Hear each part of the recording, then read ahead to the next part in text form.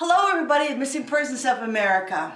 I have a case for you this week that is a combination of a missing person and historical events that happened back in the late 1970s, early 80s. We're going to go over that case next. See you in a moment.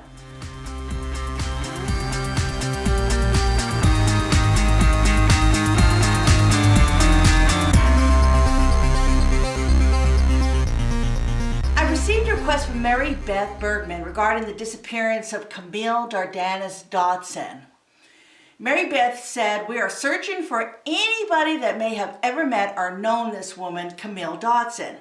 She's been missing from Vegas for 25 years and she's my friend's mom. The case is cold and the police department have been avoiding our pleas for help since 1994 when it happened. We're desperate for any info from anyone that could have known or seen her so we can hopefully find some leads and reconstruct a timeline of her last few years." Well, I had not heard of Camille missing before, but I was sent a long write-up of the case on Ashley, who is Camille's daughter, that pretty much covered everything.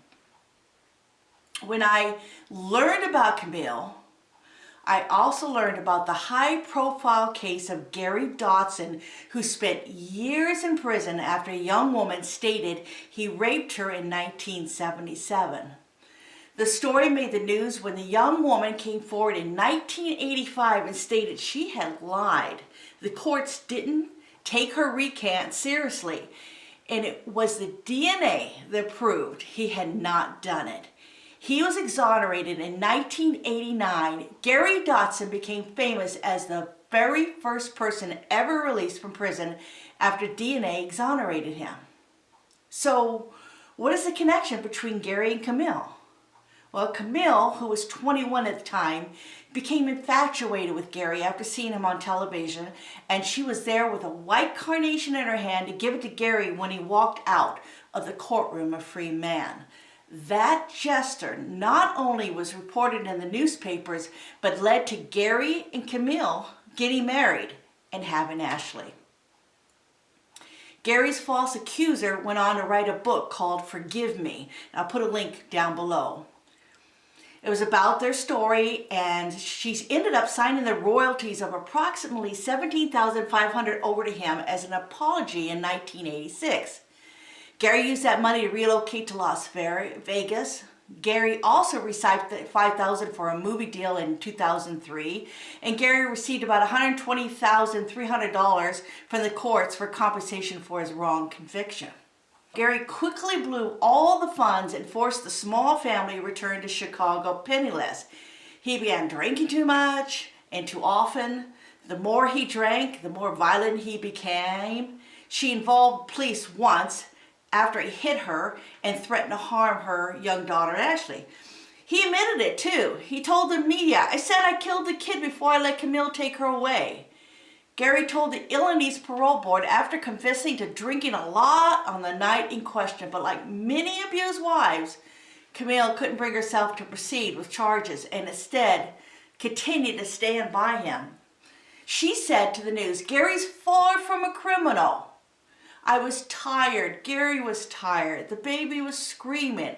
It had just been a really long day." But more turmoil followed, and Gary went on to rack up several arrests for DUIs and drunken bar brawls. Once, Camille tried to kick him out and end things, but he broke into her home and refused to leave, eventually being arrested for trespassing. Shortly after, Camille finally filed for a legal separation and decided to move back to Las Vegas so she and Ashley could be as far as possible away from Gary. So now, as a single mom with no high education and very little job experience, she struggled to support herself. And after a string of low-paying diner and bar jobs, she finally got a job at the Crazy Horse and various other local strip clubs. It was one of those clubs that she met and fell in love with this guy named Cruz Diaz Jr. They married in 93, and Camille even got a tattoo on her hip of his name inside of a heart outline. Ashley remembers Cruz having an overwhelming presence and made her uncomfortable and afraid. It wasn't long before he introduced Camille to hard drugs and began physically abusing her. And around this time, Camille's mother, Barbara, she decided to move home to Chicago, and she brought Ashley with her. It would be 7 months before a missing persons report would finally be filed after Barbara couldn't get a hold of her. With Ashley in tow, Camille's mother, Barbara, went back to Las Vegas in '95 to find her daughter. And she couldn't find her. She told the Las Vegas Police Department. They didn't do much. They weren't interested.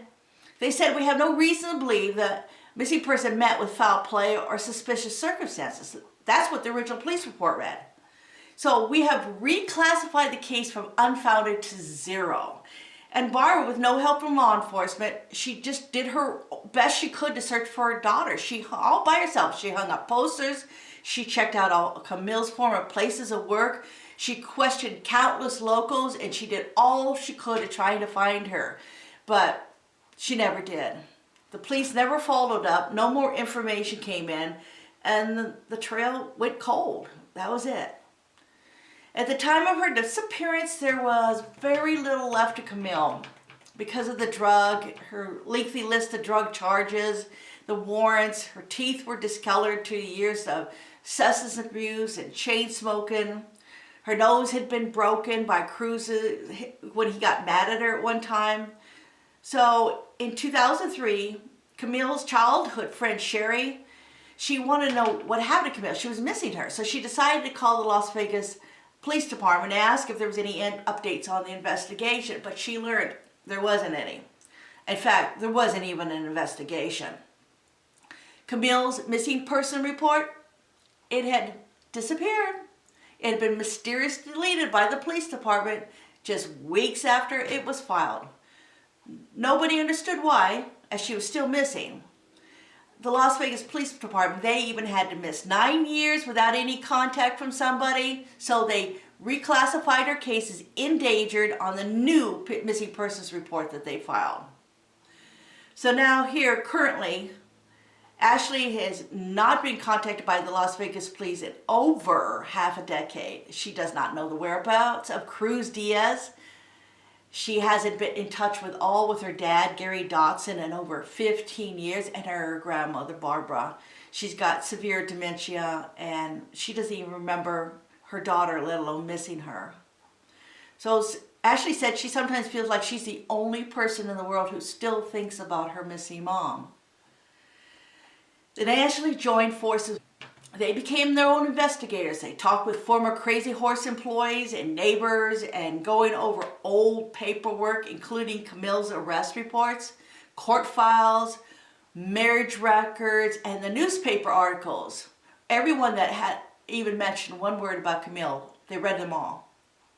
Finally, after all this research, a document showed up that showed that Camille had been arrested for drug trafficking on September 2nd, 1994. But the police report stated that Camille had vanished in May. But she was in their custody in September. And she actually went to court on the 26th of September. But sadly after that, Camille never showed back up to court. Ashley have theories. They don't know if her husband Diaz did something to her. Could it have been that he had taken the fall for the drugs in the home just to kill her before she could testify about any details?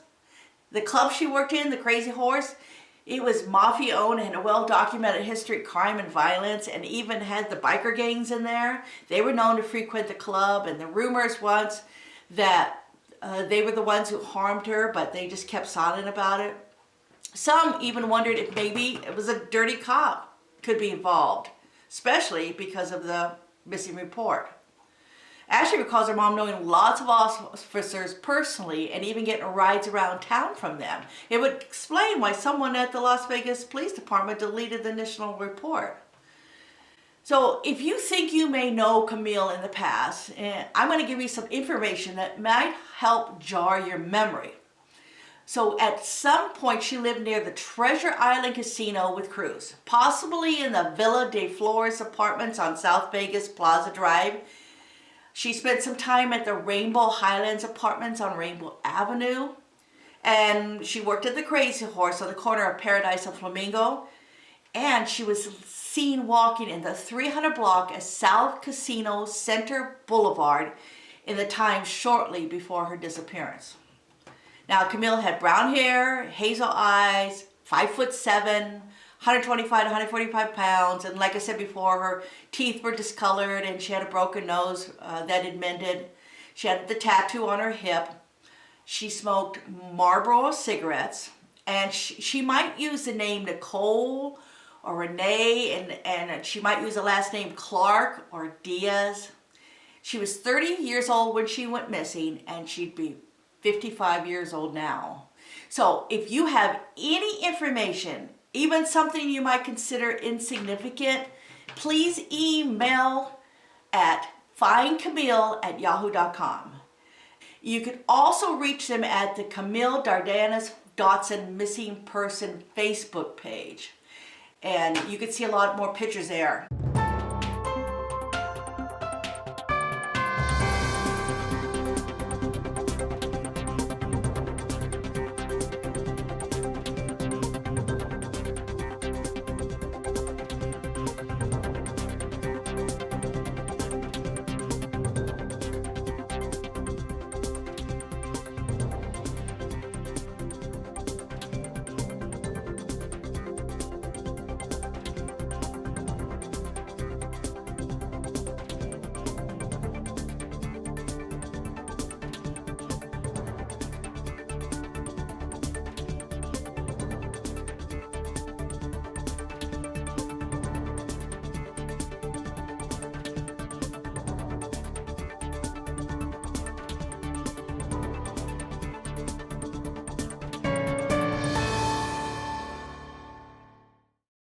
So that about rounds up that case.